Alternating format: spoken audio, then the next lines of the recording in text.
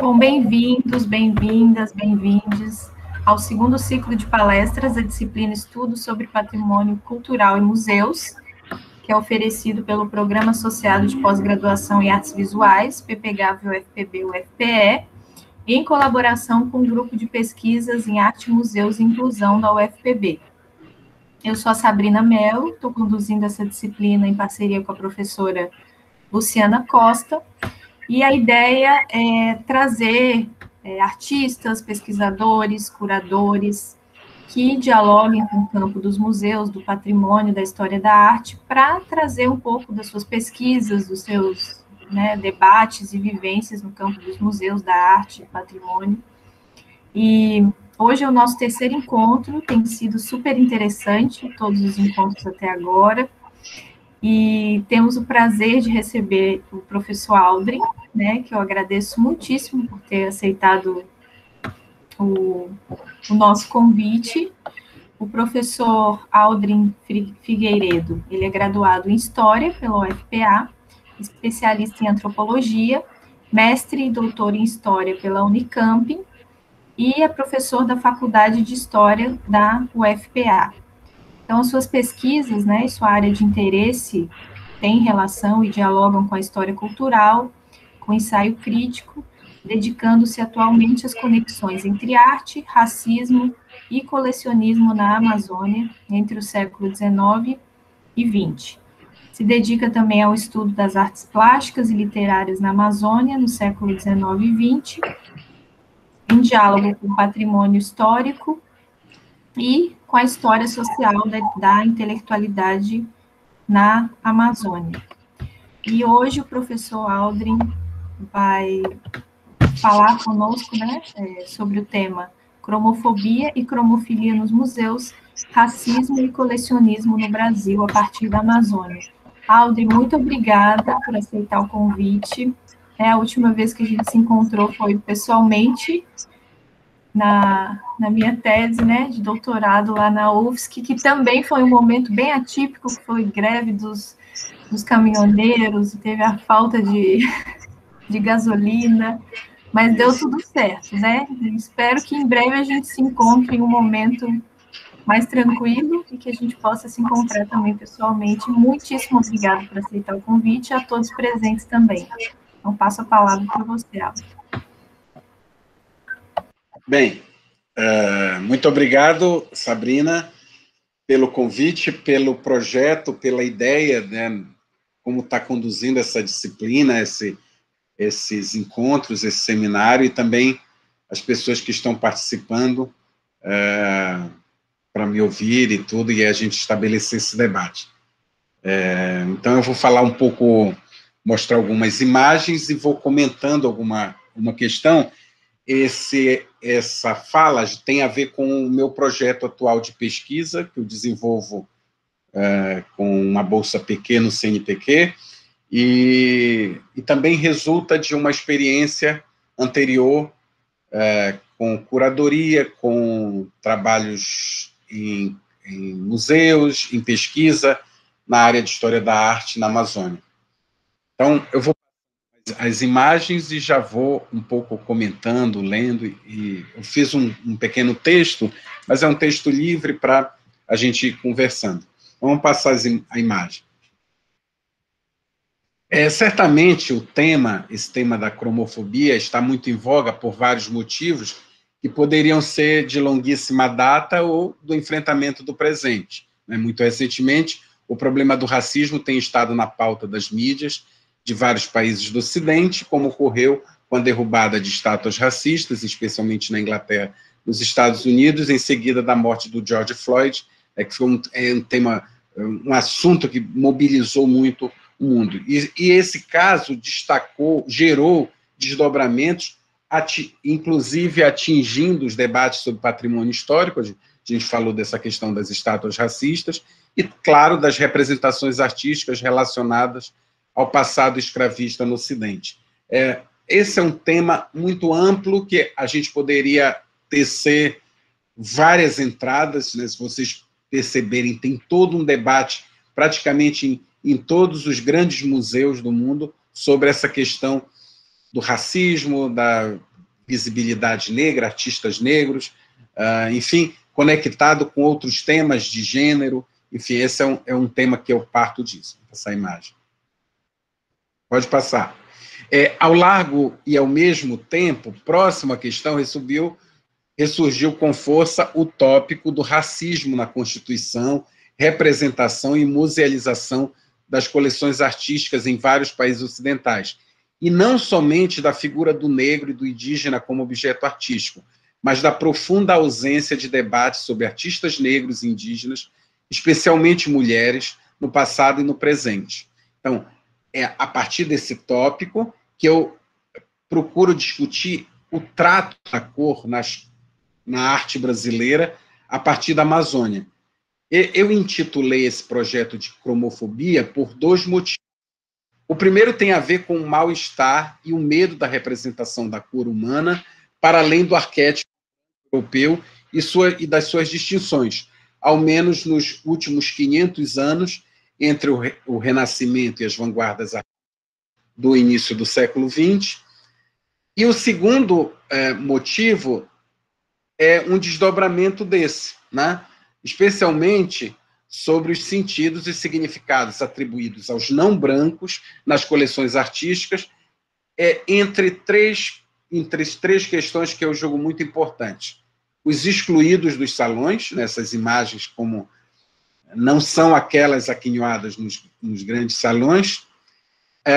O segundo, o belo exótico, né, a representação da cor negra no campo do exotismo. Eu podia até citar aqui o trabalho muito importante do Peter Mason, né, um historiador, pensador, ligado também à questão da história da arte nos Estados Unidos e na Inglaterra, e a questão da identidade nacional, né, a imagem do negro como um monumento de identidade. Vamos passar.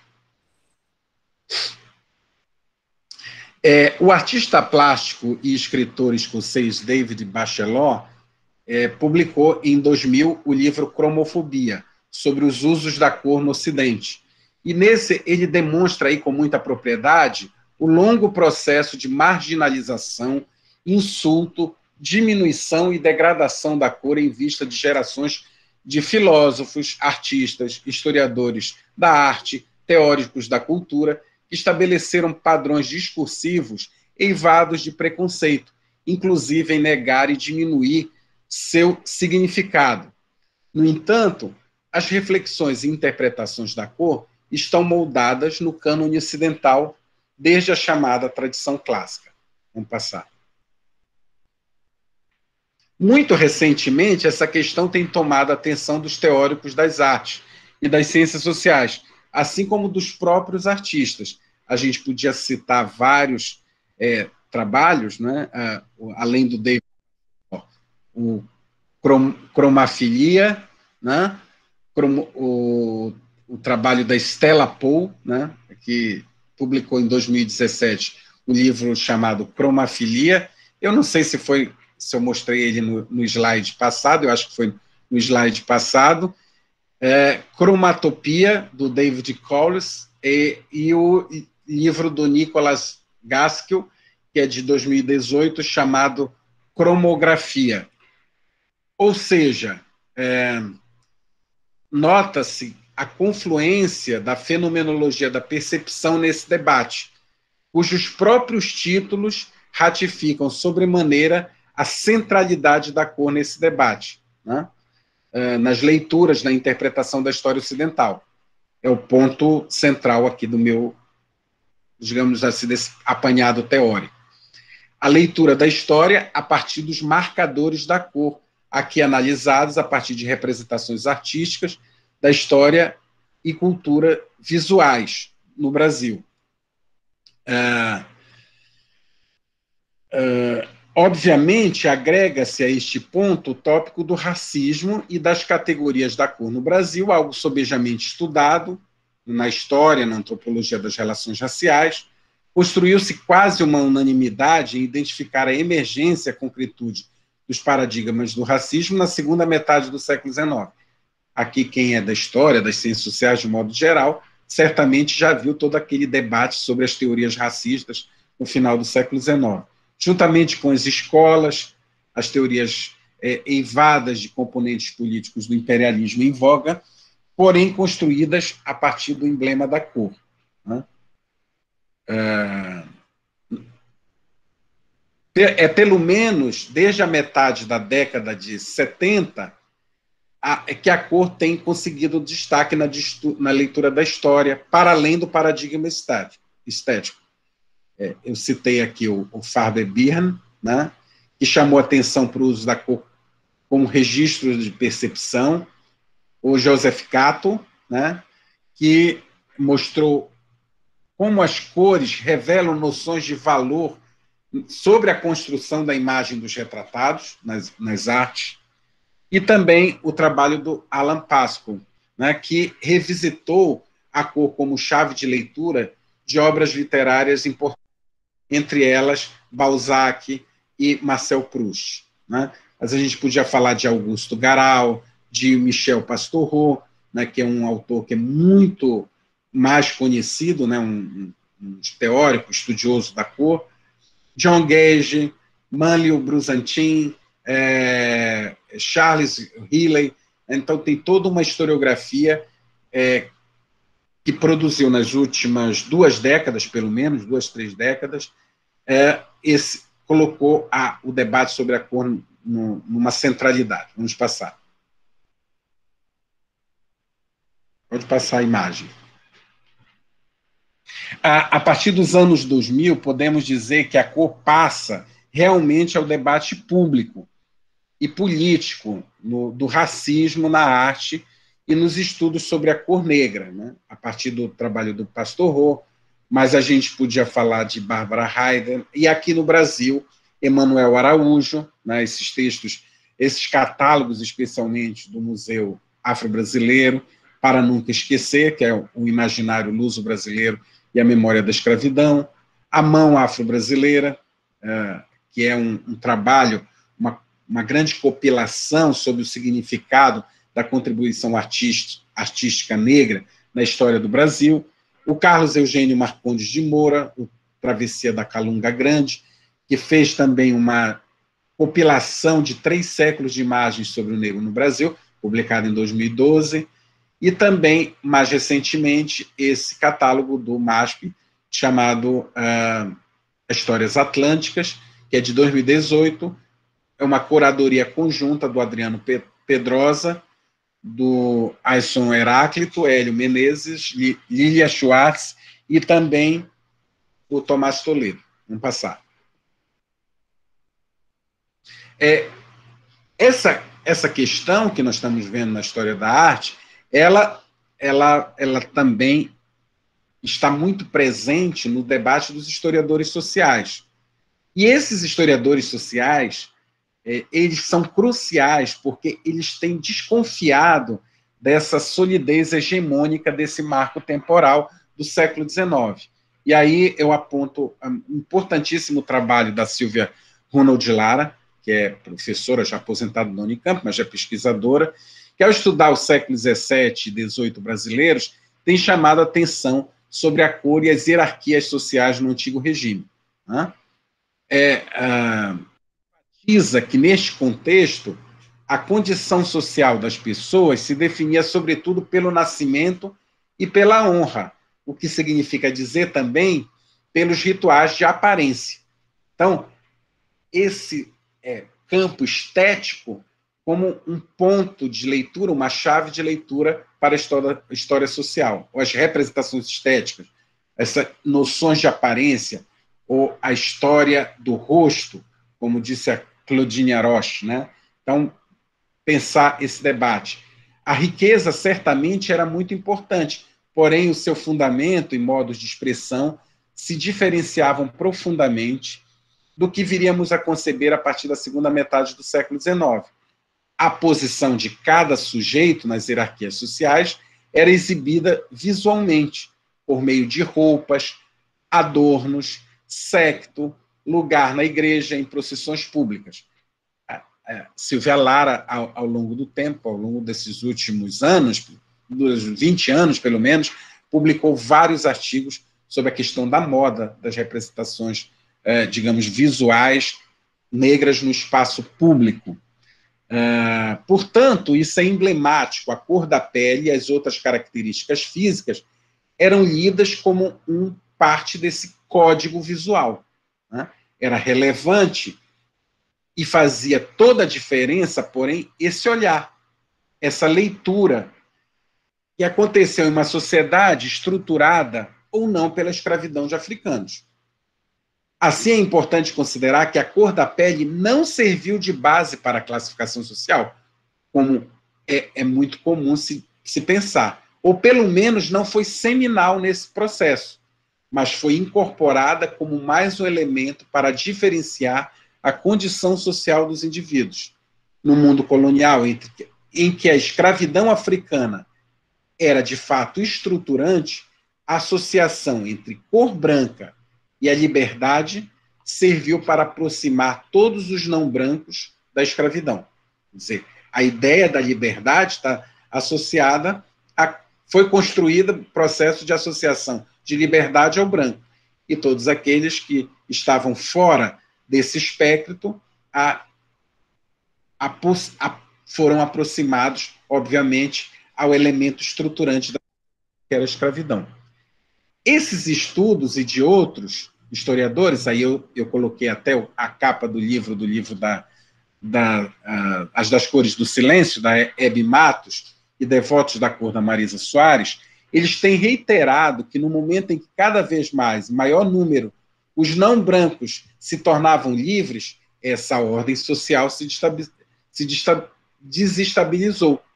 A liberdade e as amplas ideias de liberdade tocam aí a clave de compreensão do racismo. Ou seja, o racismo, ele foi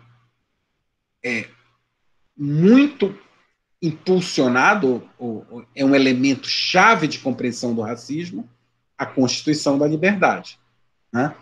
É ainda a Silvia Lara quem defende que esse choque entre cor e ordem social aconteceu não lá no final do século XIX, mas ainda no século XVIII, quando se pode captar nas fontes históricas, nas fontes documentais, o movimento do qual a menção à cor passa a substituir a referência à condição social. Ou seja, não é mais aquela ideia do status social que está presente, mas a cor começa a ser referida na documentação, né? Aí um elemento chave do racismo.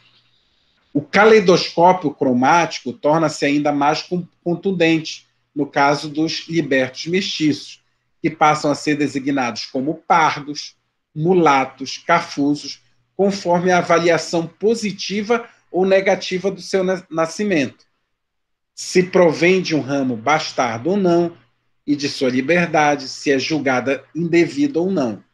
O uso de certos termos para designar a cor das pessoas variou ao longo do tempo e teve significados diversos conforme quem chamava alguém de algo. É exatamente por isso que, no final do século XVIII, era possível questionar o envio de pretos para Portugal para proibir o tráfico para a metrópole, ou, paralelamente, a soberba, né? Inclusive, tem o termo que a gente usa até hoje, que me escapou aqui, é um nome que a gente usa, que é o sujeito quando é metido no fala, né? Que não queriam servir a senhor algum, como forma de criticar os libertos. Eu vou lembrar e já falo para vocês, que é um termo oriundo perfeitamente da escravidão. O negro que fala bastante é chamado ladino, e o que não conhece a língua portuguesa, que só fala sua língua africana, ele era citado de uma outra maneira, né? Vamos passar a cor, a imagem. Essa substituição da condição social pela cor foi, portanto, o terreno no qual as ideias racistas se desenvolveram e se diversificaram. Isso significa dizer que o racismo tem uma história e está enraizada em um contexto social específico. diretamente relacionado à liberdade, né? Quando todos são livres, aonde vai se buscar a diferenciação entre os livres? Alguns estudos têm mostrado algo diverso da aparência e do registro mais comum do discurso público sobre o passado escravista, como, por exemplo, de que o racismo decorre da escravidão ou que a justifica. De fato, não é nenhuma coisa nem outra. Pelo contrário, o ideário racista fortaleceu os instrumentos que serviram para associar os não brancos à escravidão, justamente quando eles conseguiram alcançar a liberdade. Isso, igualmente, quer dizer que o racismo está diretamente ligado ao jogo de forças que constitui certa sociedade e que pode ser muito bem visto em estudos já clássicos, como o da Célia Maria Marinho de Azevedo, que eu mostro aqui, que é muito conhecido no campo da história, o negro no imaginário das elites brasileiras, no contexto imperial. A racialização das relações sociais, que se desenvolveu a partir do século XVIII, incluindo representações imagéticas, e o modo como o racismo se enraizou na sociedade brasileira ao longo do século XIX, fazem parte dos mecanismos de dominação que integram o cotidiano e o mundo que construímos. As telas, vamos ver algumas logo a seguir, as esculturas, os próprios artistas negros revelam um lugar na história social da arte brasileira. Esse lugar se integra, em grande medida, ao que se esperava do próprio negro na sociedade. Dito isto, o mal-estar da cor, o medo da cor, a cromofobia da história está relacionada ao incômodo de negros que não sabem o seu lugar, que incomodam tanto na sociedade, cheias de privilégios para poucos afortunados. Essa ideia de lugar se aplica às obras de arte, como se tem mostrado estudos mais recentes, tanto no consagrado cânone artístico das escolas europeias, como no registro brasileiro. Um parênteses aqui, a gente pode ver nos museus europeus. A maior quantidade de arte africana, telas mesmo de autores consagrados europeus sobre a pele negra está, por exemplo, nos acervos etnográficos dos museus. Vou dar um exemplo nosso aqui. Toda a obra do Franz Post, do Eckhout, por exemplo, nos museus dinamarqueses, não está na coleção de belas artes, está na coleção etnográfica. Ou seja, é um outro espaço, não só para o que é retratado, para quem retratou, mas principalmente para o que é retratado. Há um estudo bem interessante, essa imagem do meio é sobre isso, que é o caso de Andrômeda, que é um personagem mitológico, havido como princesa da Etiópia, oferecido em sacrifício ao monstro marinho. Vocês podem ver aí na imagem. Como já mostrou a Elizabeth Magrath, Andrômeda, em quaisquer das grandes obras conhecidas, da pintura de cavalete ao cinema, da escultura à tapeçaria, da gravura às artes decorativas, se tem omitido a sua cor e sua origem negra. No Brasil, o livro da Tatiana Lotierzo, Contornos do Invisível, que é bem recente, traz uma minuciosa análise da ideologia do branqueamento expressa no campo artístico por meio de uma representação icônica do quadro A Redenção de Can. Vocês devem lembrar, eu esqueci de colocar aqui para vocês, de 1895, do pintor espanhol radicado no Brasil, Modesto Brocos e Gomes. Mas é muito fácil, depois você joga na internet, se tiverem aí, podem jogar logo e verem, né? A Redenção de Can. Recorde-se que novamente está em pauta o laço mitológico e o fundante no cânone artístico ocidental. O mito bíblico da maldição lançada por Noé sobre o filho Cã, condenando toda a descendência deste último à escravidão, segundo Gênesis, foi utilizado como justificativa para a escravização de africanos pelos europeus, empreendida no Império Português a partir do século XV. Vamos passar a imagem. Estas referências são mais que um insight, né? Aqui na nossa exposição eu vou falar, inclusive, disso, do processo de recusa, apagamento e marginalização da cor a partir das nossas coleções na Amazônia.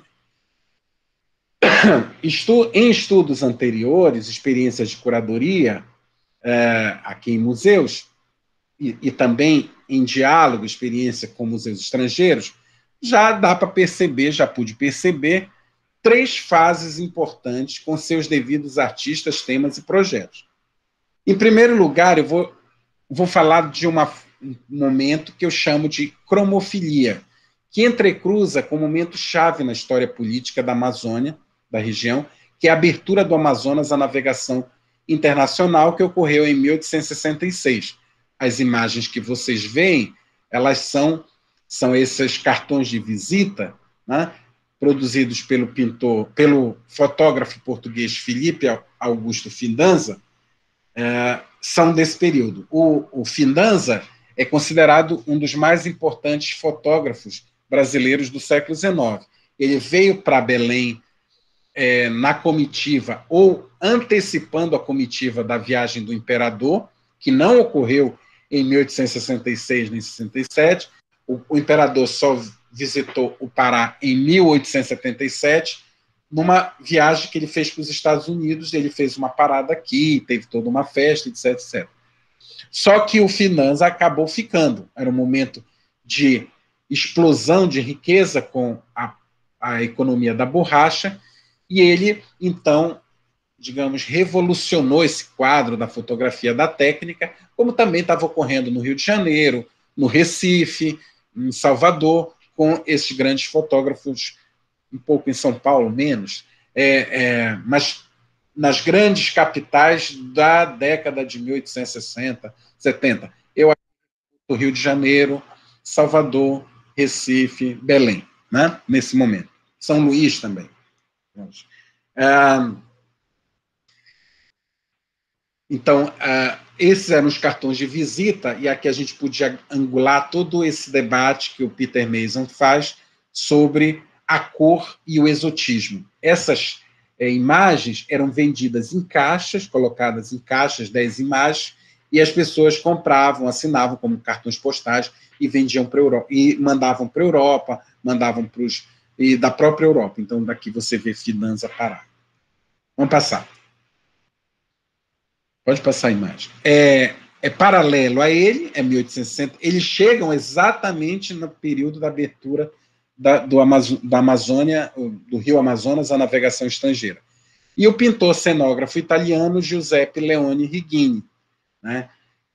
Ele provém de Turim, ele chega, inclusive, no Recife, depois logo vem para São Luís, fica um tempo ligado às companhias de ópera, e em 1867 ele se muda definitivamente para Belém.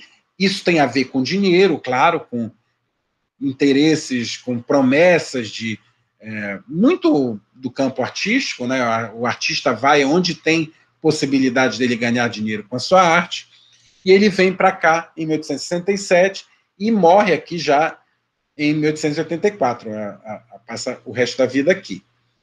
Eles ambos chegaram nesse contexto, né, para produzir essas obras, e a gente podia citar aqui várias, Negra de Gânio, Mulatas, aquelas que eu já mostrei para vocês.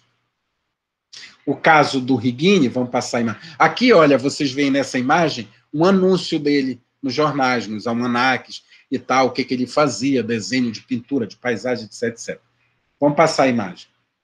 Ele possuía uma formação clássica na Academia de Turino, né, que é uma academia que especializou muita gente naquela arquitetura efêmera, na pintura de quadratura, que é muito importante na Itália, e na cenografia para a ópera, né? Nós sabemos muito disso. Ele veio como cenógrafo de ópera. Essa imagem que você vê aí, por exemplo, é o Largo de Nazaré. Não sei se conhecem Belém, mas é aí, inclusive, tem a antiga igreja de Nossa Senhora de Nazaré, hoje tem um santuário muito maior, basílica, esse espaço no meio, que é um pavilhão, né?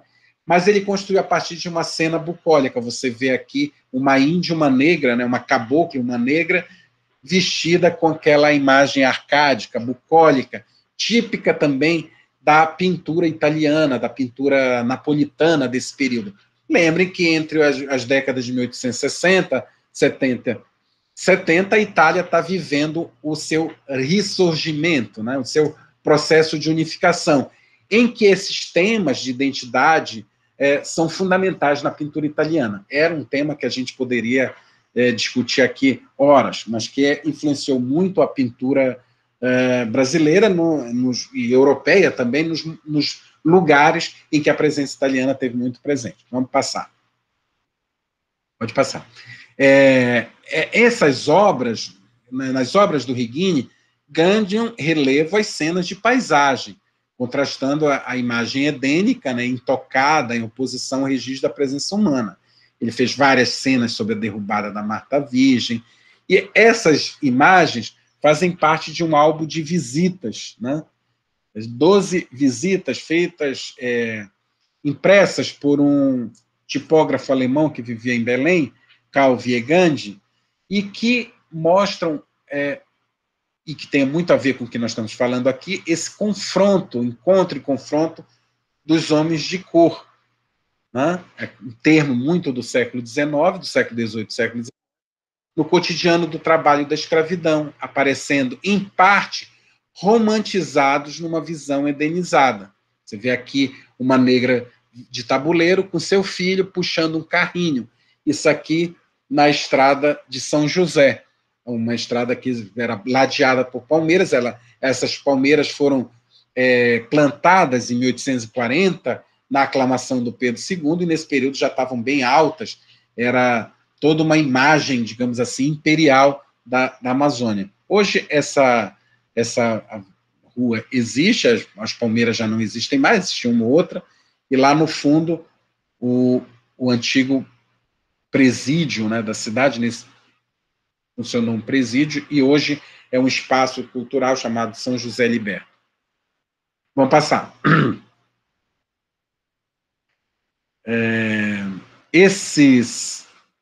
Um segundo momento, que chamamos cromofobia, está diretamente ligado, então aquilo era a cromofilia, ou seja, um processo de enaltação da cor, né?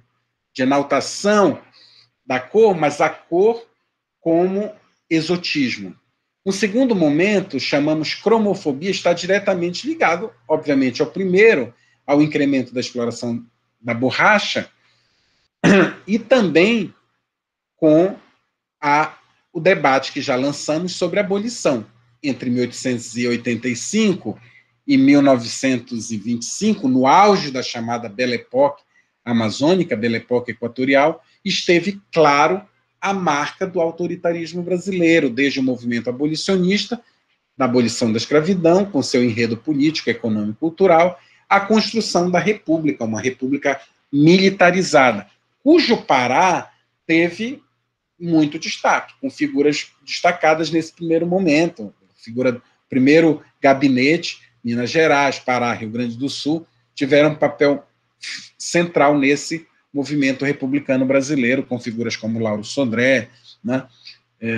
Obviamente, isso está associado a esse movimento político, de lugares que estavam à margem daquele centro irradiador do Rio de Janeiro e São Paulo também. Se a abolição foi vista por diversos artistas, e aí eu podia citar aqui o pintor Teodoro Braga, que eu estudei, como eu já estudei em vários trabalhos, também com um visível processo de embranquecimento de figuras conhecidas do panteão nacional, que é um tema que está muito em debate atualmente. Machado de Assis, Castro Alves, Carlos Gomes, Crispim do Amaral, né? Figuras que foram, digamos assim, branqueadas nos seus retratos e que agora fazem parte, inclusive, projetos de artistas de, digamos assim, repigmentação dessas imagens, dessas fotografias, né? Artistas que vêm desde a Itália, como De Angelis, Domenico de Angelis, passando pelo Crispim do Amaral, que é esse artista negro, de família pernambucana, a família Amaral veio de Pernambuco para o Pará, João Afonso do Nascimento e Baltazar da Câmara, que também era pernambucano.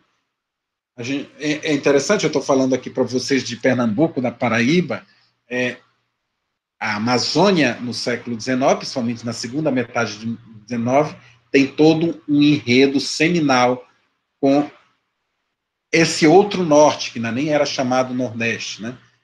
Que justamente tem uma ligação econômica, uma ligação política e também associada à seca, à migração, etc, etc. A gente pode jogar depois para o debate algumas questões daí. Vamos passar. Esse terceiro momento eu vou chamar de cromotopia. Se o mal-estar da cor, a gente vai ver mais para frente na representação dessas imagens, que eram embranquecidas, enfim, há um outro momento, a partir do modernismo, principalmente do debate dos anos 20 até os anos 50, que centraliza e na Amazônia, mas a gente podia falar de São Paulo, podia falar de Bahia, podia falar de Pernambuco, por exemplo, com obras que constrói uma visualidade brasileira, eu vou falar aqui de uma visualidade amazônica, em artistas como Arthur Frazão, Andrelino Cota, Antonieta Feio, Leônidas Monte, que são artistas aqui do Pará, e há toda uma construção de uma espécie de cromofilia da paisagem, em obras literárias, em que o tema da cor é central, a cor do Brasil. Esse debate das cores formadoras da nacionalidade brasileira, o branco, o negro e o índio, são retomados nesses artistas e nesses literatos. Aqui eu destacaria o Bruno de Menezes, que tem um diálogo muito interessante com o escritor alagoano Jorge de Lima, né? Jorge de Lima é interessante, publicou seus poemas negros em 1927, porém ele ficou conhecido, muito mais conhecido como poeta dos alexandrinos, né? Então, há também um lugar de recolocação dos próprios artistas, dos próprios pintores. Quais as obras que vão ser enaltecidas?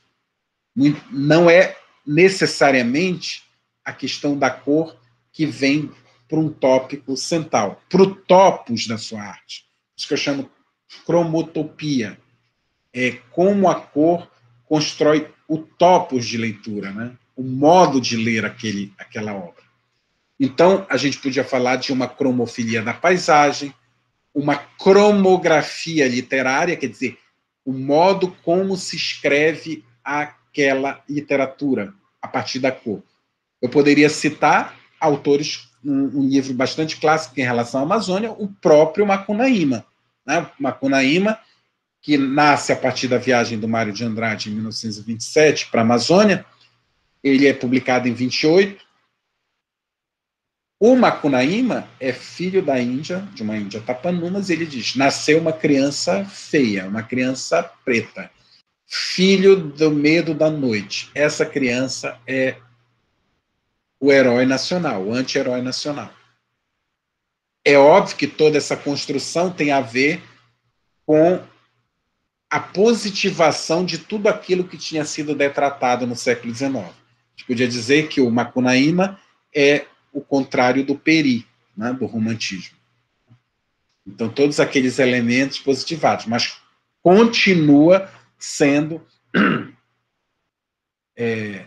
uma escrita cromográfica, ou seja, o Mário de Andrade, ao construir a imagem de Macunaíma, ele constrói a partir de uma confluência, de uma ideia mesmo da cor. E a gente podia citar vários autores, no caso da Amazônia, nesse amplo mundo mundos da arte, aqui para usar a expressão do Howard Becker, né, que são importante, Bruno de Menezes, Eneida de Moraes, Jacques Flores, Abiguar Bastos, José Sampaio de Campos Ribeiro, Zalcídio Jurandir. Se a gente fosse... Todos esses literatos têm enorme ligação com intelectuais do Brasil inteiro, desses modernistas, já falei aqui do Jorge de Lima, mas em Pernambuco, Joaquim Nojosa, Austro Costa, né, são pintores pernambucanos que vieram para cá, infelizmente pouco estudados, inclusive em Pernambuco, como o próprio Baltazar da Câmara, você encontra alguma coisa, mas Euclides Fonseca, não sabemos pouquíssimo dele, ele teve uma ligação enorme e veio em várias comitivas aqui para Belém. Então, é esse quadro, né, que faz parte dessa modernidade brasileira.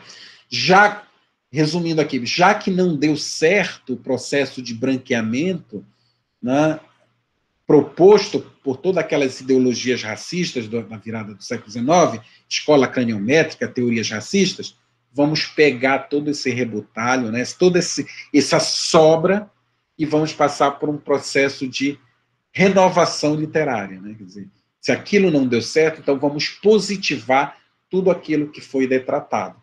Então, a construção dessa cromofilia, esse desejo da cor, e que a gente vê na mulata, né? Na construção da negra, por exemplo, Tarsila, Anita Malfatti, toda essa construção inclusive dessa paisagística, Jorge Amado, aí no Pernambuco, Alagoas, né? Ascenso Ferreira, essa Nega Fulô, do Jorge de Lima, que é de 27. Então, você tem toda uma construção positivada dessa cor. Fora que isso vai redundar, não é o assunto que a gente está discutindo aqui, na moderna historiografia brasileira, que é oriunda claramente do modernismo. A gente vai falar de Gilberto Freire, Caio Prado Júnior, Sérgio Buarque de Holanda, que já constrói todo esse ethos, né, dos lugares do Brasil, né, e das suas raízes, a partir desse imbróglio da cor. Tá? Vamos passar. A próxima imagem.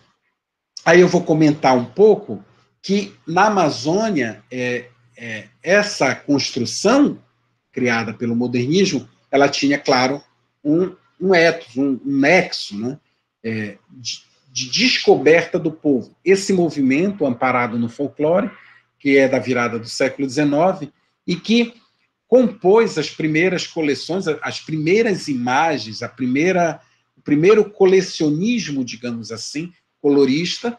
Aí, essas duas imagens que eu estou mostrando para vocês é de um pintor chamado Carlos Custódio de Azevedo, Entrada do Círio no Arraial de Nazaré, de 1903, e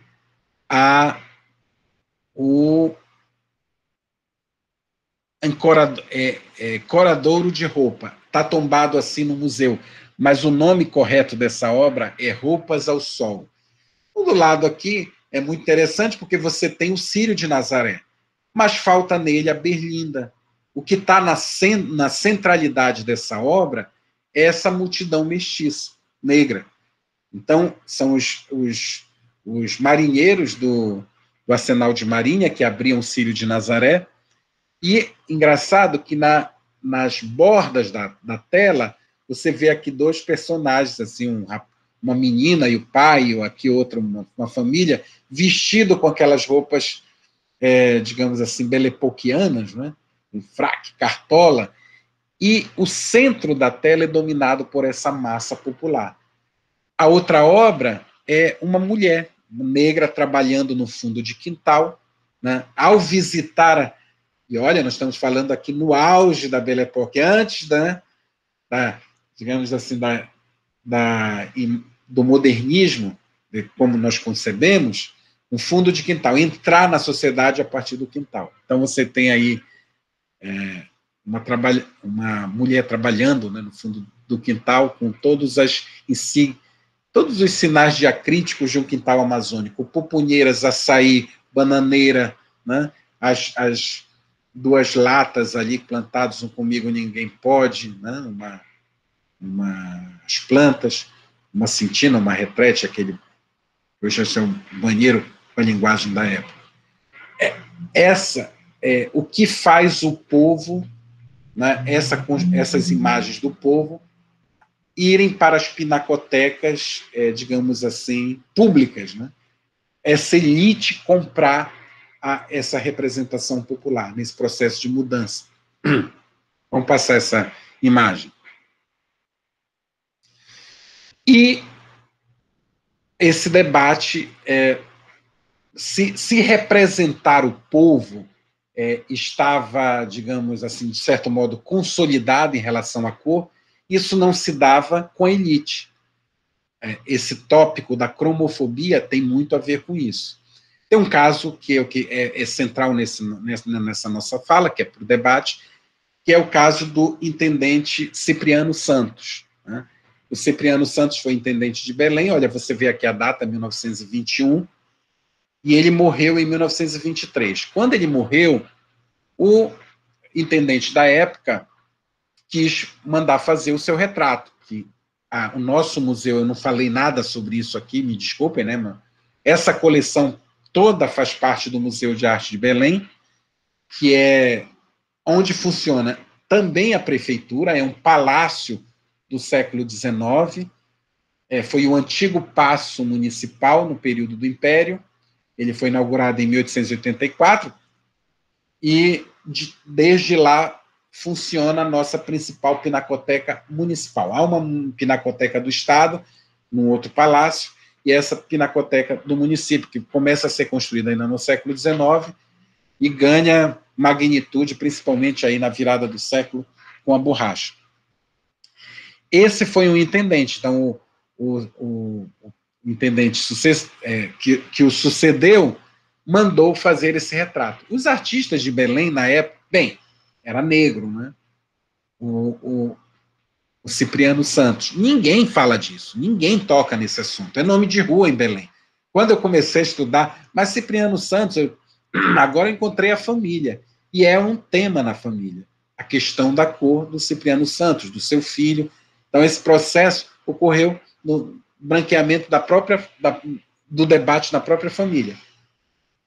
Os pintores de Belém não estavam muito disponíveis para fazer essa obra. Estava de passagem aqui o pintor Baltazar da Câmara, que era um retratista, um pintor já conhecido em Pernambuco, fez exposições, estudou no Rio de Janeiro, na Academia de Belas Artes, na Escola Nacional de Belas Artes, e veio a Belém nesse momento, veio várias vezes, né? E ele fez esse estudo, que faz parte da coleção do MAB, um preto velho, 1925, que é um preto velho em que ele mesmo diz, e o debate na época, ele diz assim, é um preto velho que parece o escritor Machado de Assis, né? E a partir, e o intendente aceitou, né, essa ideia, e depois compôs a imagem do Cipriano Santos, que é essa imagem, que é uma imagem de ambígua, né? Você estudando a sua obra, né, você lendo a sua obra, você sabendo do que você está tratando, você vê até os sinais diacríticos da cor. Mas ele pode passar desapercebido nesse processo de esmaecimento da raça dentro das coleções artísticas. Esse é um tópico muito importante dentro dos museus. Quer dizer, eu chamei de cromofobia museográfica porque o topos da cor não é enfatizado em certas situações no colecionismo museológico. Por exemplo, esse quadro nunca, e se não for pensado uma tipografia especial para ele, ele vai ser associado a nada relacionado com a cor negra, ou com a questão negra. Esse quadro Preto Velho jamais foi exposto. Essa obra pequena que eu estou mostrando para vocês, esse estudo, jamais foi exposto. Jaz na reserva técnica. Vamos passar. Esse debate, que está lá nos anos 20, abriu a porteira para uma memória da cor, né? é interessante que mobilizou os grandes artistas, né? E aí, eu queria dizer que a própria discussão sobre o centenário da abolição foi fundamental, né, para esse debate, né? Então, nós estamos aqui em 1925, depois de 1930, em 1938 é o centenário da abolição, né? A gente passou agora mesmo 13 de maio, que hoje é visto como uma data de denúncia, de questionamento, de perguntas. Nós estamos aqui falando de museografia, de colecionismo, né, desse debate de patrimônio. Os nossos museus estão fechados, é pouca exposição, quase sem atividade, mas nós já vimos que nas últimas décadas esse tema tem visitado os debates, né, dos museus. E os nossos acervos públicos também e privados, isso é muito importante dizer, guardam coleções de retratos de pretos. E também, isso é importante para a curadoria, toda uma história relacionada às lutas contra a escravidão e o racismo no Brasil. Digo isso em relação à Amazônia. Portanto, ao visitar as nossas reservas técnicas de pintura e escultura, basta olhar com mais cuidado e esse tópico da cor está presente na arte brasileira, né? O medo da cor, o lugar aonde estão esses retratos, porque muitos desses retratos não são expostos, né? Ou seja, a cromofobia nas coleções artísticas. O medo, né? Não é o ódio da cor, mas é o medo do trato da cor.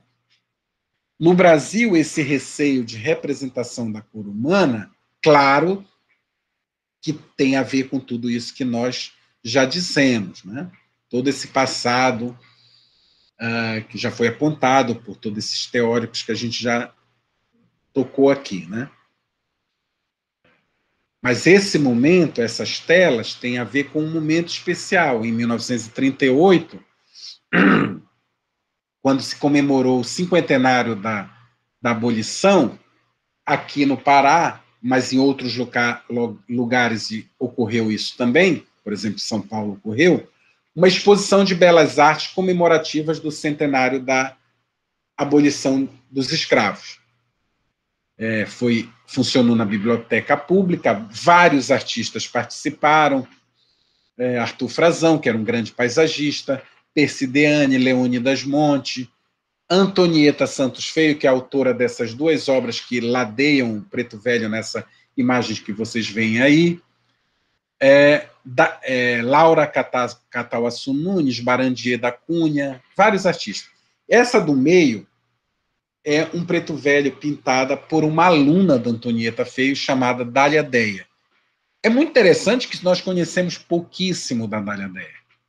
Faz parte desse repertório, que é um outro debate que está imbuído aí, todo o sexismo, né, a invisibilidade da obra das mulheres, assunto que está sendo muito estudado, e foi muito estudado pela Ana Paula Simeone lá em São Paulo, mas tem muita gente estudando, e é muito interessante esse debate conectado com o feminismo, né, atualmente, essa discussão sobre lugar de fala, o racismo estrutural no Brasil, a questão da mulher, a questão feminina, o sexismo, né, esse processo de invisibilização da mulher nas coleções. Juntos com esses artistas que apresentaram nesse museu, essas duas telas estão associadas a essa, a Vendedora de Cheiro, que é essa tela que está à esquerda, de 1937, e esse Preto Velho, que é de 1936, estiveram presentes nessa mostra, estavam presentes vários artistas modernistas ligados a grupos intelectuais aqui, o Cenáculo dos Novos, os Efêmeros, né? Mas o bonito na noite é que, ao lado dessas obras, houve quase que uma espécie de happening, né, da cor. Pela primeira vez se viu isso em Belém. Um autor como Bruno de Menezes, que eu já citei aqui, neto de ex-escravo, negro, vindo de um bairro periférico de Belém, recitando um batuque em plena biblioteca pública. Um outro autor, como Bolívar Bordalo Pinheiro, recitando contos africanos da Amazônia. Luiz Teixeira Gomes, falando da comida das senzalas. É super interessante que Antonieta Feio, essa pintora, coloca como fundo das suas telas esse tabuado amazônico, né? Esse tabuado, não digo amazônico, esse tabuado brasileiro, esse fundo, se nos recifes dos mucambos, né, do Recife, a gente podia das pequenas casas caipiras do interior de São Paulo, do sul do Brasil, a gente podia falar de muito isso, da roça, né? A poeta Dulcineia Paraense, que também era crooner, cantava na noite, na época, no Teatro Nazareno, cantando modos e cantigas de escravos. Isso com toda uma intelectualidade presente, né? Homens e mulheres de letras, Emira Lima, Augusto Meira, Ulisses Nobre, que foi o cara responsável pela música, Antônia Bahia, então Amazonas Figueiredo, tem todo um universo aí que esteve presente. Depois dele, e aí é a conclusão da minha fala para vocês, vários foram os retratos de pretos, de caboclos, que foram adquiridos pelo mecenato estatal para as pinacotecas públicas. Antes disso, o Estado, a prefeitura, não deu dinheiro nenhum, né, para esse salão, por exemplo, ou para para esse tipo de colecionismo. Tudo foi feito por iniciativa dos próprios artistas e literatos.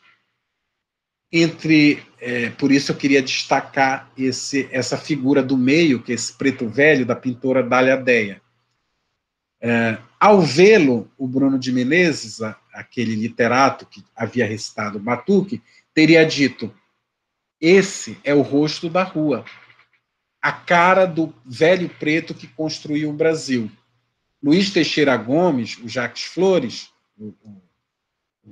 cujo pseudônimo era Jacques Flores, lembrou do pai João, figura onipresente no tema do cancioneiro da escravidão do Brasil. Assim como Monteiro Lobato, em São Paulo, lembrou do Negrinho do Pastoreiro, lá do folclore gaúcho. Ou a gente podia falar dos outros temas, né? Era a descoberta do povo, dos construtores da nação, que isso aí foi motivo de um debate todo que a gente fez em 2012, na reinauguração do Salão Verde. Depois, se vocês podem fazer uma busca aí na internet, quem tiver interesse, o Salão Verde do Museu de Arte de Belém.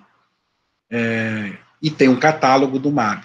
Então, a cromofobia havia dado lugar à cromofilia, né? O pós-abolição nas artes é um espaço, foi um momento muito para se pensar. E é quase como ocorre cada ano quando vem o 13 de maio. Muito mais do que comemorar, é para se pensar.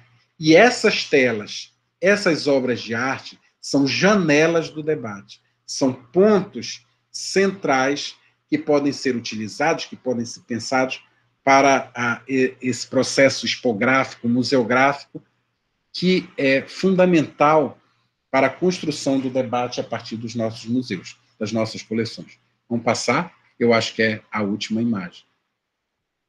Muito obrigado.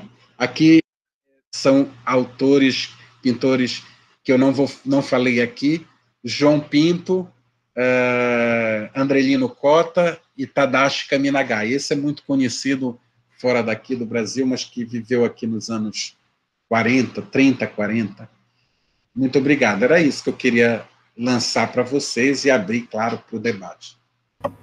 Muito obrigada, Aldrin, pelas reflexões, né, por trazer questões assim tão urgentes e importantes, né, que a gente discuta no campo da história da arte, da história, do patrimônio, dos museus. E eu tenho certeza, tem várias questões aqui, mas antes de abrir para o pessoal, eu queria colocar dois pontos, né, para a gente discutir um pouco.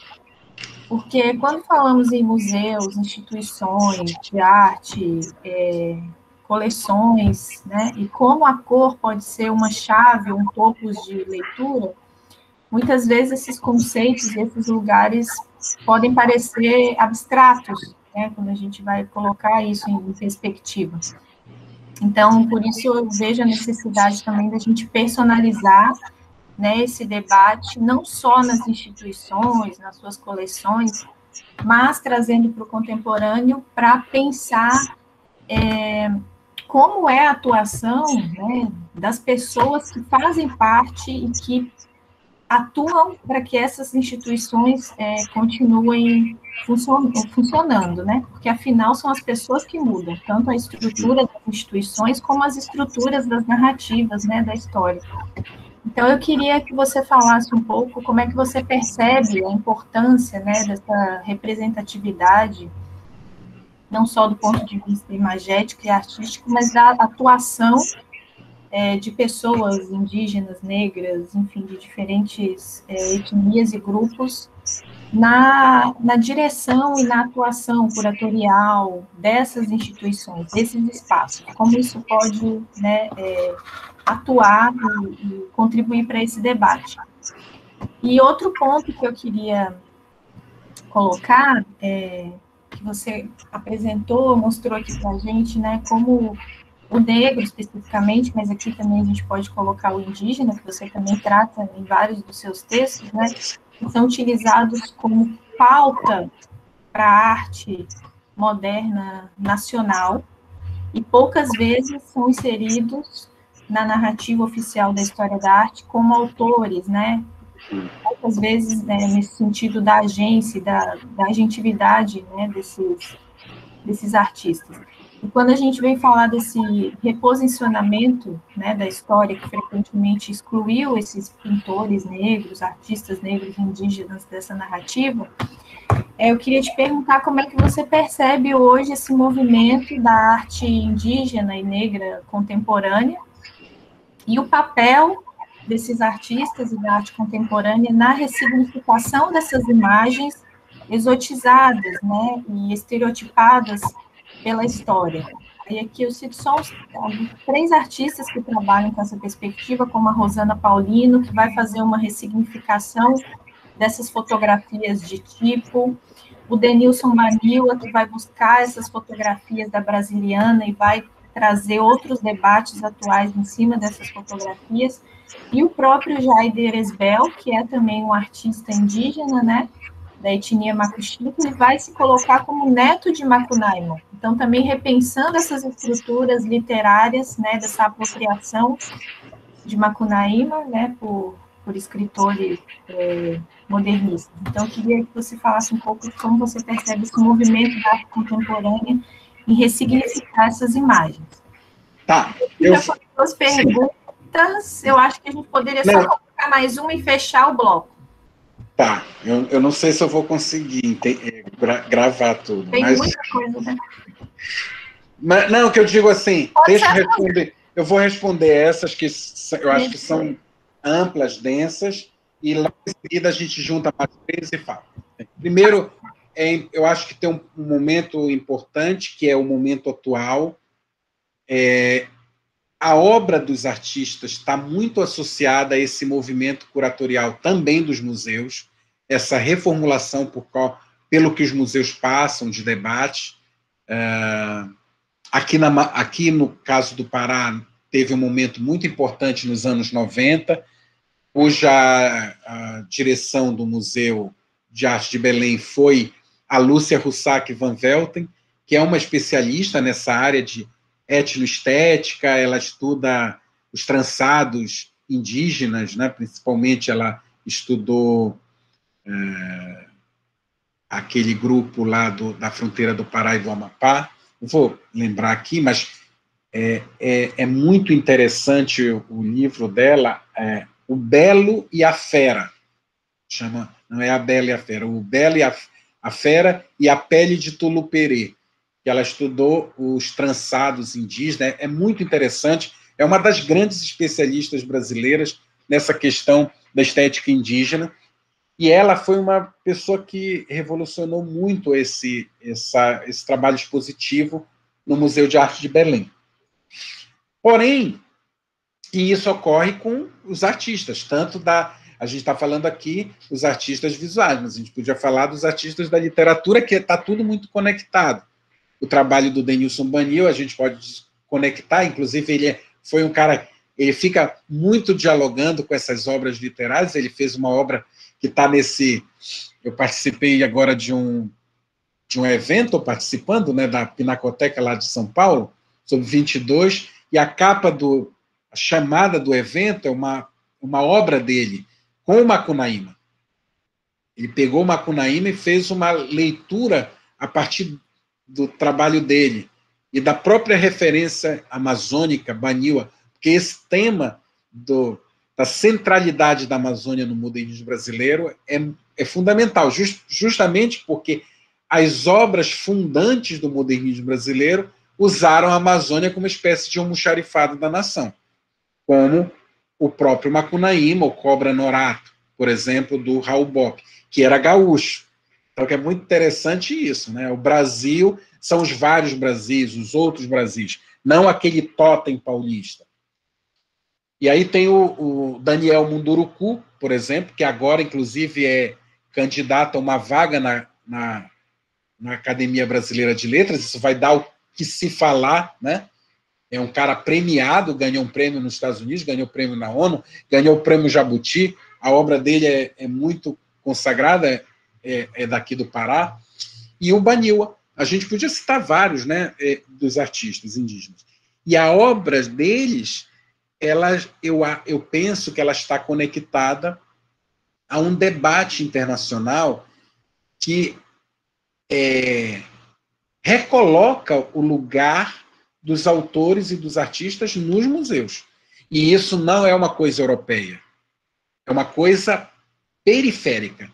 É uma coisa que nasce no subúrbio e que acossou os grandes museus do mundo. Tem a ver com a decolonialidade, com o pós-colonialismo, tem a ver com toda essa literatura e tem a ver com esse movimento, com todos esses movimentos de discussão sobre o racismo estrutural, sobre o lugar de fala, sobre empoderamento, sobre periferia. Então, é um campo muito amplo, um enquadramento muito amplo, em que essas obras estão presentes. O outro lado que precisa ser dito, é isso, quem trabalha com museu e com arte, é também o lado ruim do modernismo. Né? O modernismo, por exemplo, o que ele fez? Ele fez todo esse processo de releitura do fracasso do século XIX, tentou positivar, né, a identidade nacional, porém ele construiu cânones e lugares da arte. Então, tudo aquilo que está um pouco fora foi desvalorizado, foi para a poeira das pinacotecas, dos nossos museus. Todos os museus têm aquelas obras que estão lá esquecidas, meio que mortas. E isso é um trabalho de curadoria assim, bem crucial. Em 2012, quando a gente fez essa exposição, que eu comentei aqui, o Tadeu Lobato, o pessoal do MAB, Nina Matos, que trabalhou comigo, a gente teve um trabalho lá. Por quê? Porque essas obras que estão expostas, elas são hits do museu.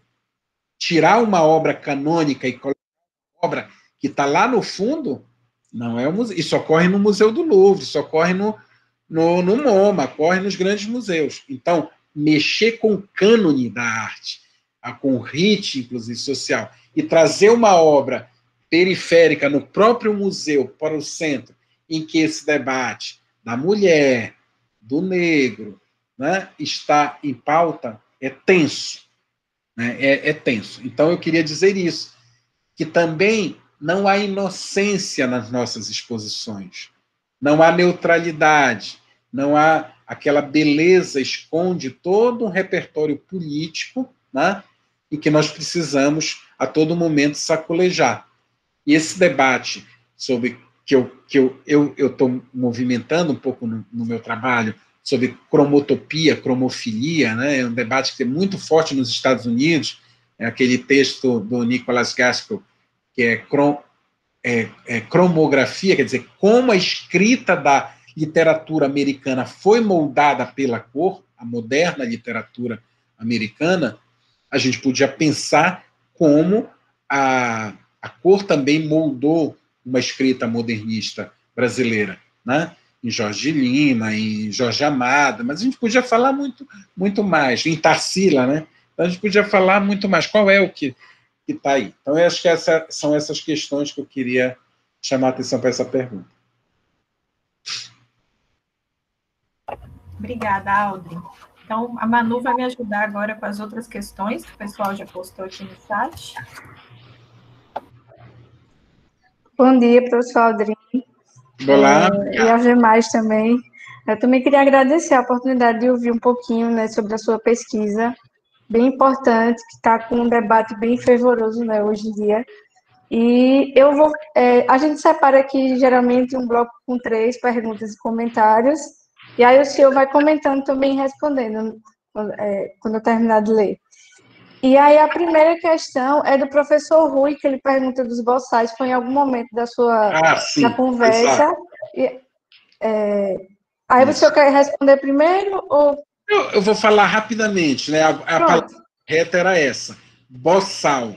O boçal é o escravo africano que só domina o seu vernáculo, não conhece a língua da terra, né? Então, e o contrário dele é o escravo ladino, que é o escravo esperto, que fala muito, né?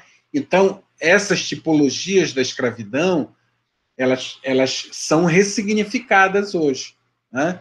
Então, repensar esse topos, né, essa escrita do passado a partir de um olhar do presente. Isso é fundamental.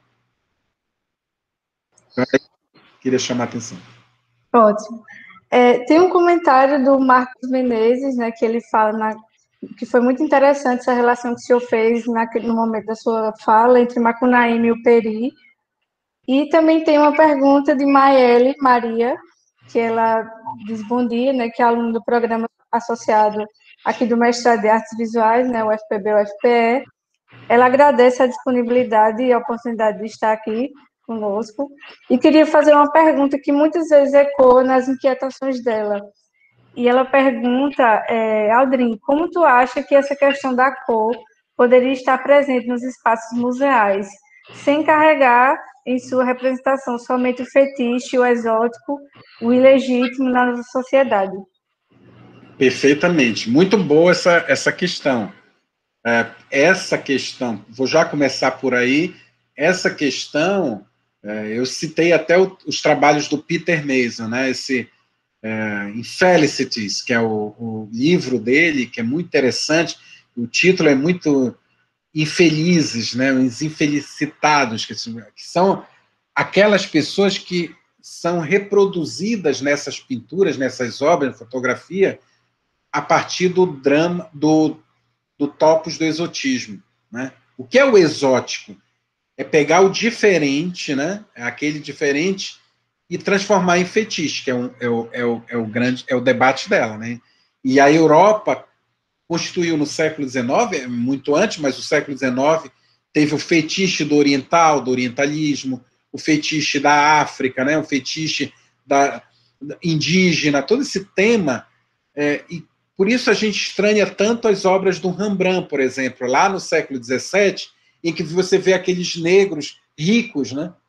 Quem são aqueles negros ricos? São os mercadores da África, são os mercadores do Oriente Médio, são hindus, né? Você estranha uma figura como Otelo, o Mouro de Veneza, na obra do Shakespeare. O marido da Desdémona, riquíssimo, é negro. Por quê? Porque o lugar da cor ainda está se construindo nesse processo, que eu, inclusive, falei aqui do Renascimento às vanguardas.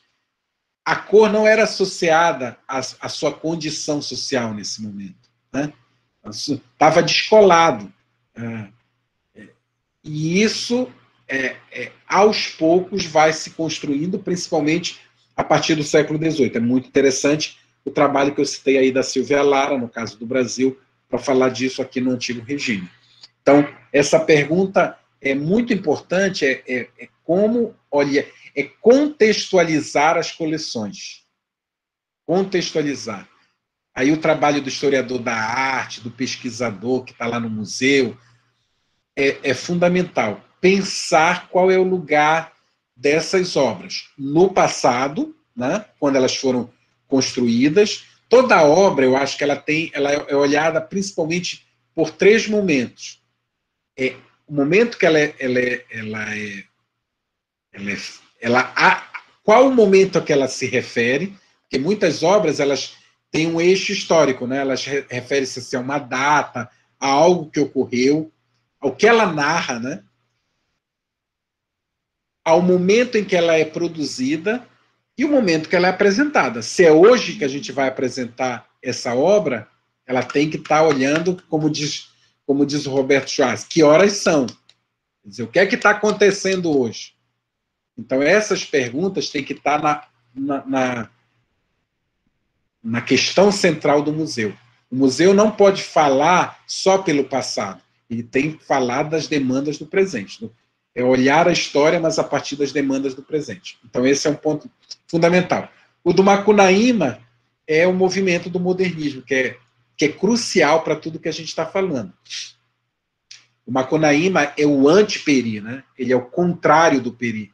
Ele é o anti-herói. Enquanto o Peri se constrói como o Peri é construído a partir de um cordão umbilical com a Europa, né? Quer dizer, ele é o nosso cavaleiro medieval. Ele é como o cavaleiro de capa e espada. Isso estava ocorrendo na Escócia, na Inglaterra, na França. No momento em que o José de Alencar está construindo o Peri, os franceses descobrem a Joana d'Arc, né? Descobrem a Joana d'Arc, que é o quê? Uma moça lá da Idade Média, assim assado, porque eles queriam demolir o passado do Antigo Regime. Eles queriam falar mal da Maria Antonieta, falar mal do Luís XIV, de toda aquela história, e construir os heróis do povo. Né? Tem um lindo trabalho do Jacques Legoff sobre isso, né? Que é as Belas Noites, ou a Bela Idade Média de Michelet. O Michelet está fazendo isso na história, assim como o Leduc está fazendo na arquitetura, né? Que é a restauração lá de Notre Dame, a toda a arquitetura europeia. Tem esse movimento na Europa inteira. O Peri é esse nosso herói do romantismo. Não deu certo. A gente tem que dizer isso, né? Não deu certo, assim, no auge da nossa Belle Époque tropical, que a gente quis ser uma Paris, não rolou. Então, se não rolou, o modernismo vai pegar todo o nosso fracasso, vai juntar e tentar positivar. É esse processo que ocorre com Tarsila, com todas essas figuras aí, Rego Monteiro. Vamos buscar dos nossos restos aquilo que para eles era o âmago do Brasil e transformar em totem nacional. Isso é a grande arma do modernismo. Porém, a gente agora já passou dessa fase, a gente está agora olhando por dentro, né? Pensando nos problemas que também foram lançados daí.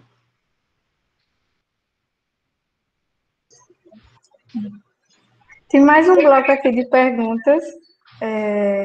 Tem a pergunta do Francisco Clebson, que ele também é aluno do mestrado aqui do PPGAV, e ele diz, grato pelas palavras, queria pedir que você comentasse um pouco mais sobre essa relação entre idealização de identidade nacional, em que as belas artes também atuavam como parte de uma política institucional do Estado, e as implicações com os processos de apagamento nas culturas negras e indígenas no Brasil.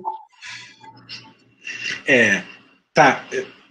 Vou falar logo essa rápido. É assim, o século XIX também viu o processo de distinção dentro da própria história da pintura, né?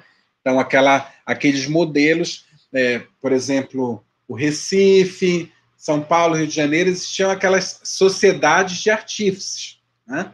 As sociedades de artífices não faziam as belas artes, faziam as artes decorativas, tinham pouco espaço, né?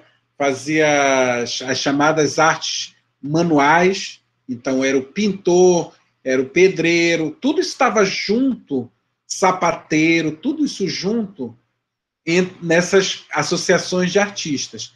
Mas foram essas associações de artífices que lançaram as primeiras grandes exposições nas províncias. Inclusive aquelas exposições que vieram intituladas do centro, vieram da Academia Nacional de Belas Artes. Em Belém existiu a Imperial Beneficente Artística Paraense, chamada Artística, que juntou tudo isso.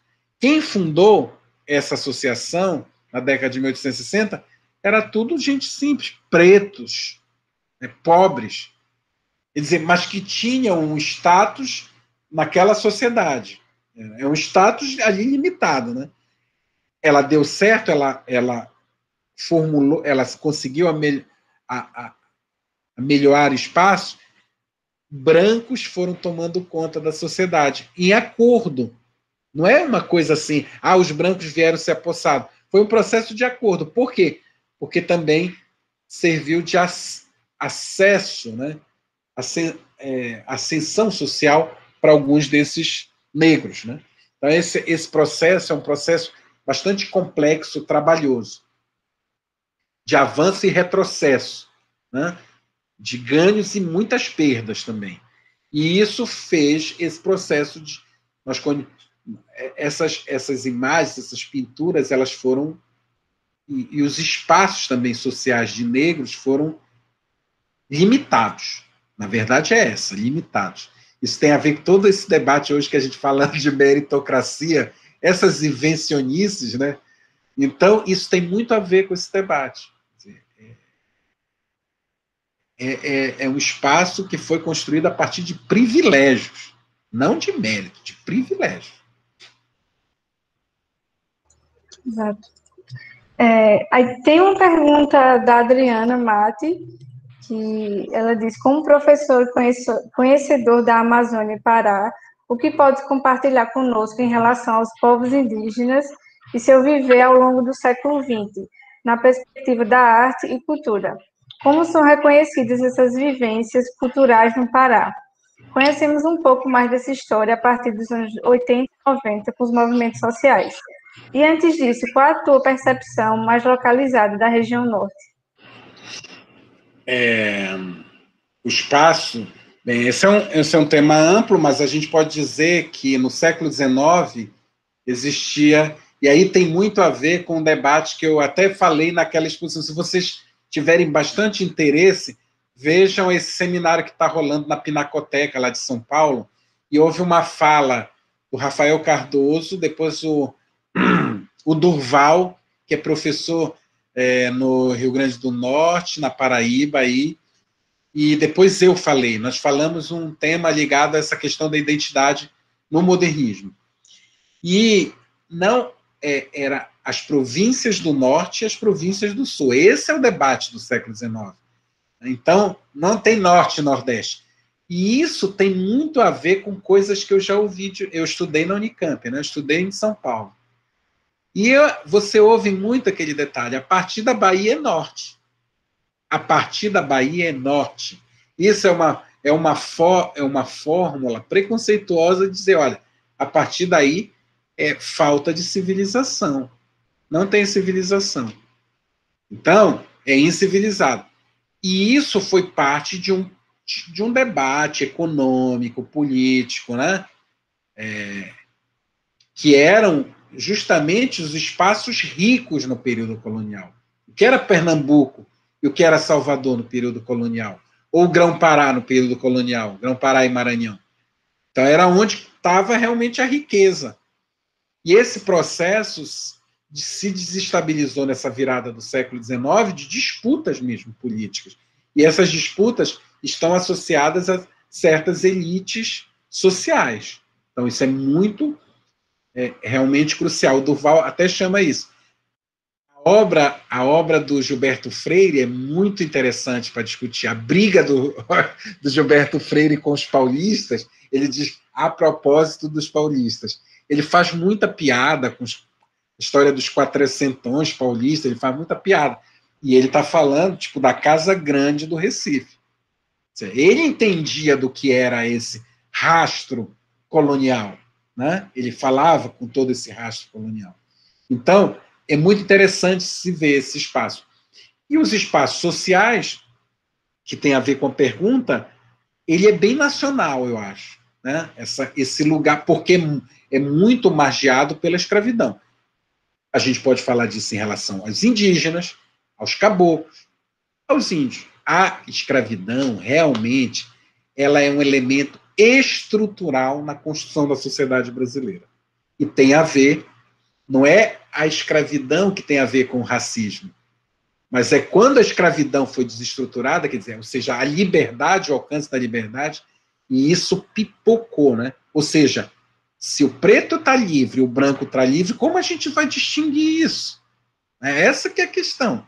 Como vai distinguir? Aí a cor ganha ênfase. Todo esse debate que eu estou fazendo isso. Então, é legal esse debate sobre os movimentos sociais. Quer dizer, como pensar a cor nesses movimentos? Tem mais duas perguntas aqui. Uma é minha e outra é do professor Rui também. Aí a pergunta que eu faço para o senhor é se o senhor poderia falar um pouquinho mais dessa relação de que a temática na pintura do século XIX, né, por exemplo, a pintura histórica, também era uma maneira, né, de separar a produção do homem branco com a dos homens negros, né, e também, consequentemente, das mulheres da época. E também, aí o senhor quer que eu faça a pergunta do Rui junto ou quer responder a minha primeiro? Pode fazer, do Rui junto. Pronto. Se eu não lembrar, eu pergunto de novo. Certo. E professor Rui, ele pergunta, o arquétipo da comunidade orgânica, preeminente na literatura e filosofia romântica, permeou o regime discursivo prático-artístico relativo à representação da cor? Vou responder a tua primeiro. Depois eu vou tentar lembrar do Rui, senão pergunta de novo. A questão da pintura histórica é fundamental, né? A pintura histórica, ela foi associada à academia, né? A junção de todos os quadrantes do exercício do pintor, né? Ela é um resumo de todas as técnicas, de todos os modelos, de todos os gêneros.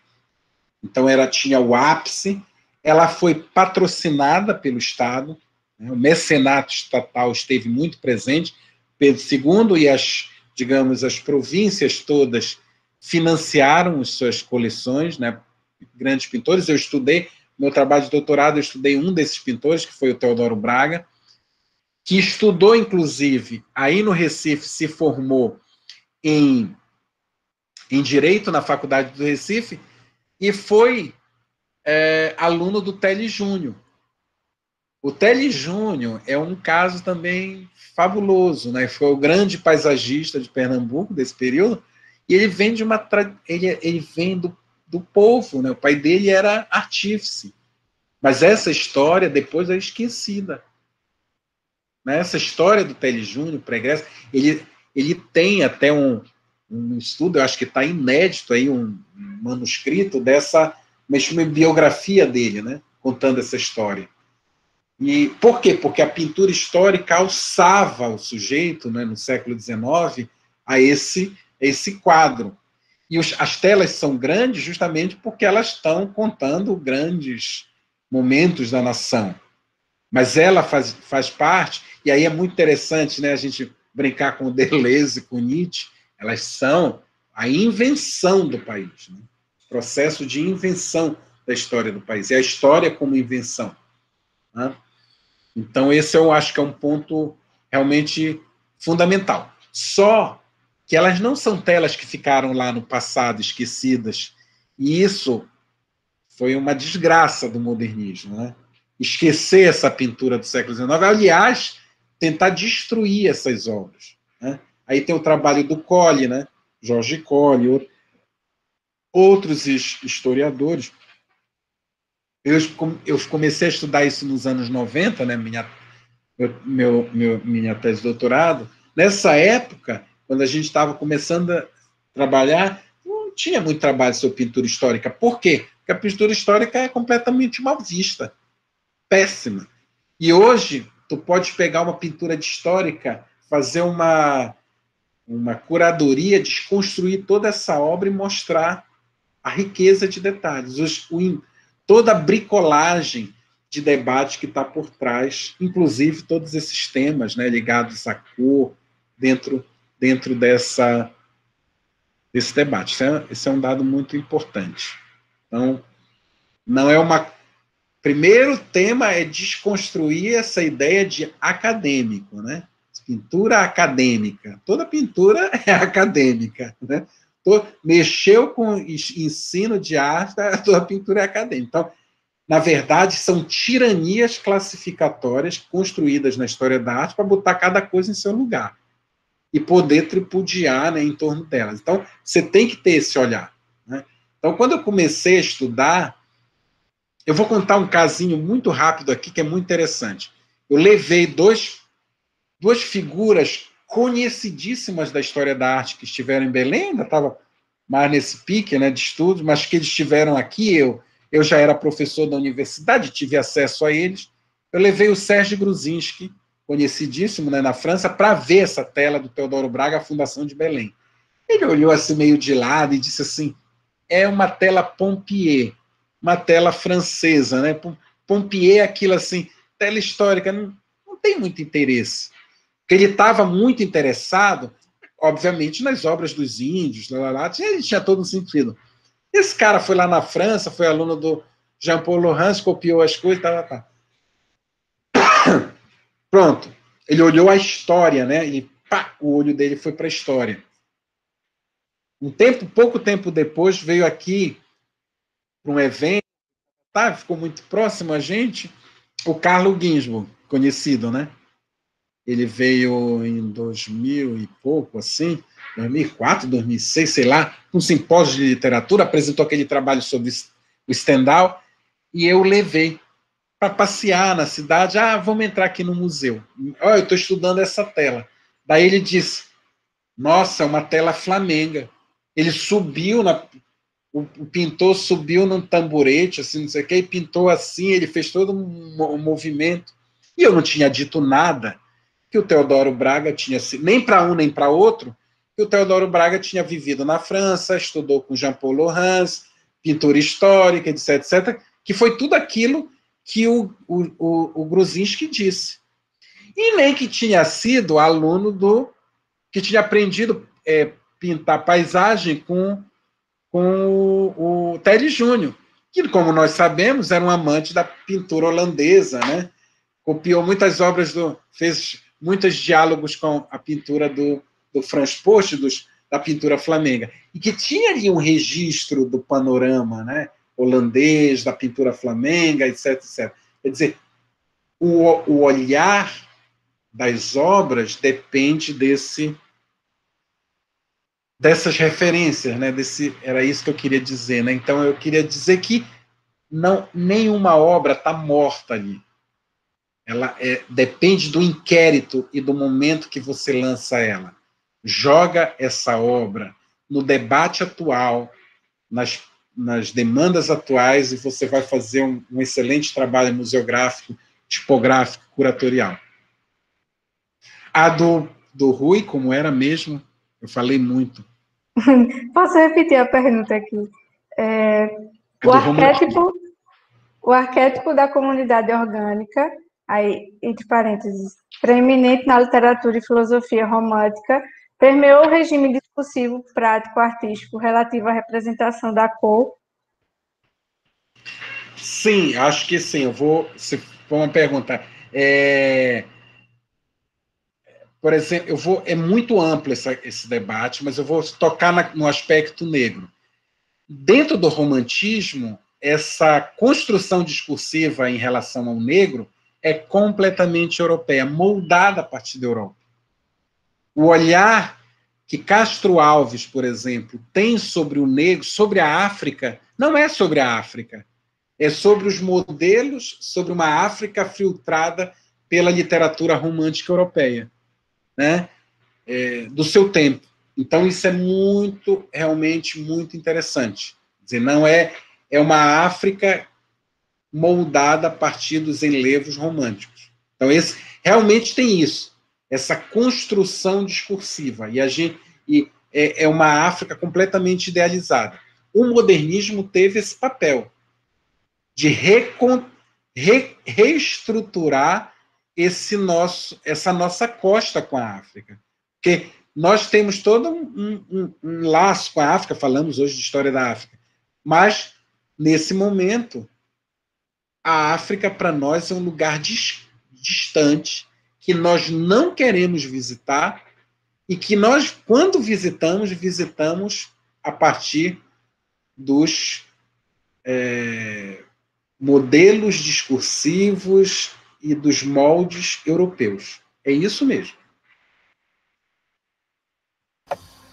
Manu, acho que a gente pode fazer a última questão, né? Acho que a Aldrin está cansado, já estamos chegando perto do meio-dia.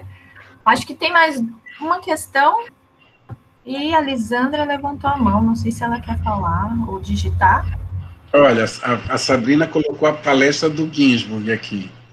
Tem uma palestra do Ginsburg que está com inscrições abertas. Então, aproveitem para participar. Obrigado às pessoas que gostaram. Qualquer coisa, estamos por aqui. Infelizmente, vocês não vieram para cá e eu não fui para ir por... Vocês estão na Paraíba? Aí é na Paraíba onde vocês estão? João Pessoa, mas tem gente do Brasil inteiro aqui. Online. Pois é.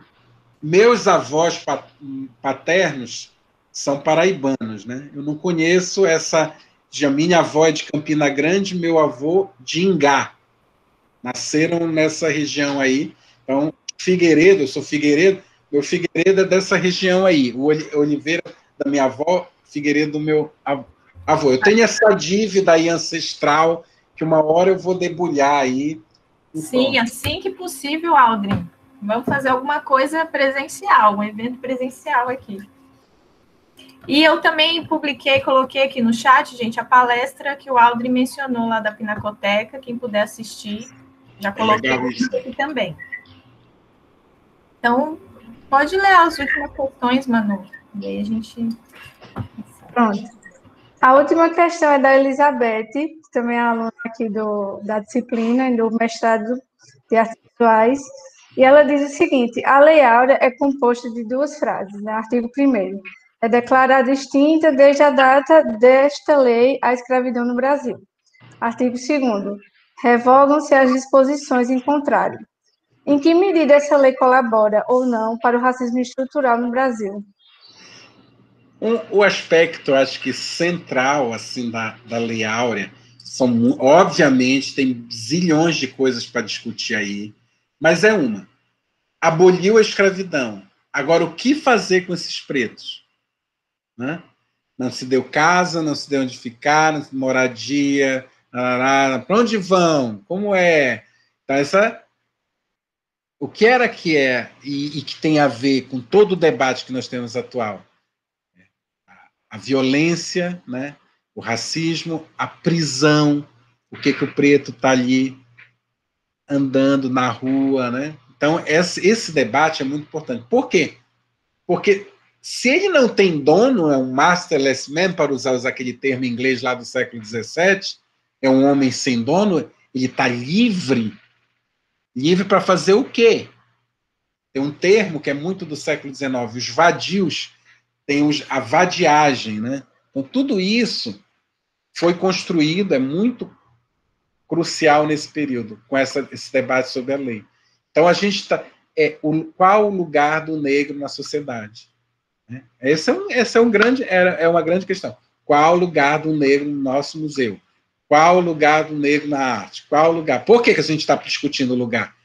Esse lugar tem tudo a ver com a Lei Áurea. Porque se nós libertamos esse contingente populacional enorme, não se deu um lugar para eles. Aliás, não se deu lugar nenhum.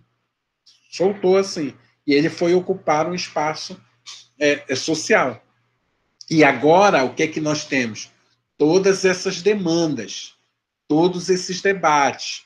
E aí os artistas negros, né, as mulheres, né, todos reclamando com muita propriedade, com muita ênfase, essa dívida histórica, realmente uma dívida histórica, aquele debate sobre cotas, tudo isso tem a ver com esse espraiamento, que nós aqui estamos pensando, apenas pensando, porque nós vimos que todos o escravo, o livre, a mulher, a vendedora, estão lá retratados nos nossos museus, né? Estão lá os trabalhadores. Quem são os pretos do Portinari, né? As trabalhadoras do Portinari, as mulheres, aqueles pés grandes? São os herdeiros da escravidão, né? São os fundamentos da escravidão. Então, esse é um ponto importante. Não sei se tu fizeste a outra. Já eu esqueci. Não, essa foi a última. Só muitos comentários parabenizando a palestra, muitos. Eu também agradeço aqui em nome da turma e do mestrado também de artes visuais. Foi ótimo, Aldrin, muito obrigada, né? Como todos colocaram aqui no chat, acho que muito importante sua fala para contribuir, para repensarmos mesmo esses objetos de pesquisa, né? E como essas imagens vão sendo cristalizadas, né? No imaginário, mas nas coleções, nas curadorias. Então, acho que olhar com outras lentes, né, é importante e urgente. Então, muito obrigada pela sua fala, vai contribuir muito para as pesquisas aqui, não só no PPGAV, mas tem gente aqui do Brasil inteiro. Então, quero agradecer também a presença de vocês, por acompanharem até o final, e Aldo, muito, muito obrigada. Espero que a gente se encontre em breve, pessoalmente, aqui na Paraíba, quando todos estiverem vacinados, né? Muito bem. Tudo isso passar. Muito obrigado. Cada momento de fala desse, de debate, é muito bom para mim também. As perguntas de vocês vão modulando questões, debates, né? Vão me fazendo refletir sobre as questões que estão sendo colocadas nesse projeto. Eu enviei esse projeto para o CNPq com muita insegurança, porque mudou muito do que eu estava vindo estudando, que eu estava vindo circulação de artistas, coisas muito bacanas, muito interessantes, muito boas para o meu trabalho, porém calmas, tórridas, né? Porém, essa não é nada calma, e o projeto que eu fiz foi muito... questionava muitas coisas, sabe? Se eu pegar um cara lá, uma turma muito... que nada, foi ótimo, e também com essa antena, né, que eu estou procurando construir com esse debate internacional da América Latina, que eu acho que é muito bom para quem está fazendo aí, vocês estão fazendo, muitos fazendo mestrado, doutorado, né? Então, pensar isso, né? Inserir o seu tema num diálogo, evitar uma história paroquiana, localista, que só diz ali sobre a sua aldeia, né? Pensar isso, que o seu debate ele faz parte do que horas são, né? Do assunto do dia, das questões do dia. Então, faz isso, tem as plataformas aí internacionais, os museus, a pandemia botou os museus todos, colocaram as suas obras para dialogar, faça isso, né? A partir de Pernambuco, a partir da Paraíba, a partir dos locais que você está pensando, esses artistas, principalmente esses artistas desses lugares, né, que estavam calibrando as suas obras a partir de questões políticas muito importantes no seu momento. É isso. Muito obrigado, Sabrina. Muito obrigada, Aldo. Já vou copiar umas coisas aí com os meus alunos aqui. O projeto é ótimo. Olha o Rui ali. Saúde para vocês, se cuidem.